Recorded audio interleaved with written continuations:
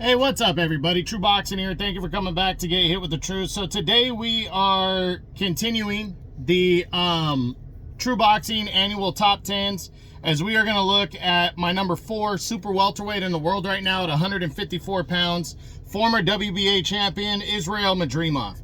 Now, before we get into that, if you could smash the like button, leave a comment, or subscribe to the channel. I really do appreciate any and all support that I can get as I continue to build my channel here. So, Madrimov entered the year number 8, but in all reality, we didn't know how good he really was. He had a victory over Michel Soro, who's a decent veteran, but hadn't really done much other than that. He really hadn't. And then he signed on to to face Magomed Kurbanov on the big Joshua Nagano undercard in March.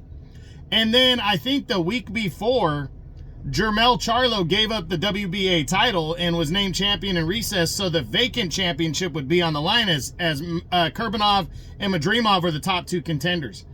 And in a fight where we didn't know, we thought it was about a 50-50 fight, but Kurbanov was a favorite, but there was a lot of people that thought it was 50-50, you can call either way. At the very least, people thought that this was going to be a close one.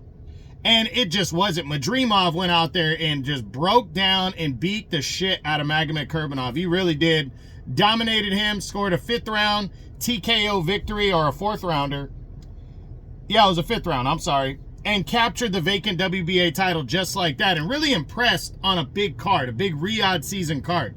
So that pushed Madrimov into the serious mix of 154, but we still didn't know. And then he got another golden opportunity when Terrence Bud Crawford named him the guy he was going to debut against at 154 and move up to challenge him for the title. So in August, on another Riyadh season card that took place in LA, a major card, he would main event as an unknown and defend his title and undefeated record against Bud Crawford. And he became the first guy in 8 years to go the distance with Crawford, and he actually put up a really good fight.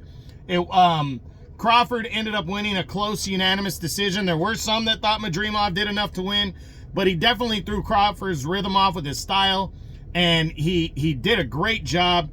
Lost his title, but there's no better way to lose your belt than the performance that he put on, and it was just a really good performance out of him. So he loses the belt. He was supposed to return in December against Sergey Bohachuk, and then was supposed to follow it up in February against Virgil Ortiz Jr.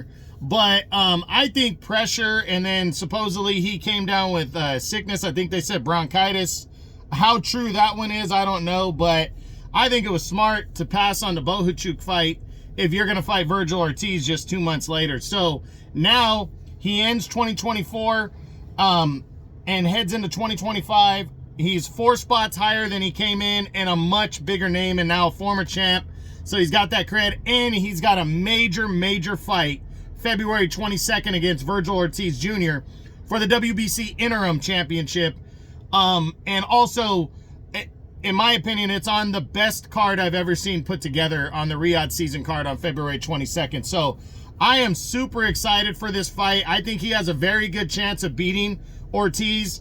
But it's not going to be easy. Ortiz is very good. I'll be doing a breakdown video on that fight at the beginning of February, but I am super fucking stoked for that fight. I think it's going to be great.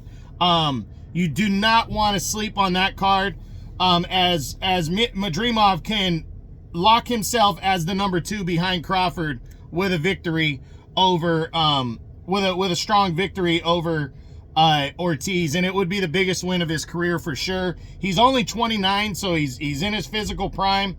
10-1-1 with 7 knockouts, and he's highly rated in the WBC and the WBA. So Madrimov, his moment is here. He could be number 2 in the division behind Crawford, or he can drop depending on how he were to lose.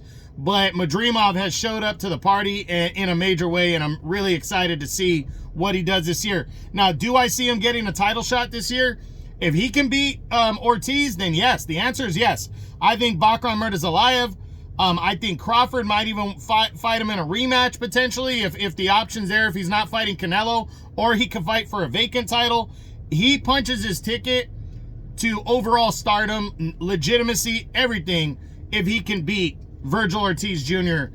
after the performance he put in against Crawford this year. So a lot riding on this fight for Madrimov. Can't wait to see it again. February 22nd, Riyadh season on pay-per-view. Check it out. And that's it. That's what I got. That is my number 4 super welterweight in the world right now. The former WBA champion, Israil Madrimov, as the True Boxing annual top 10s continue. I hope you enjoyed the video. If you did, smash the like button, leave a comment, or subscribe to the channel. I appreciate any and all support. This is True Boxing, and you've been hit with the truth.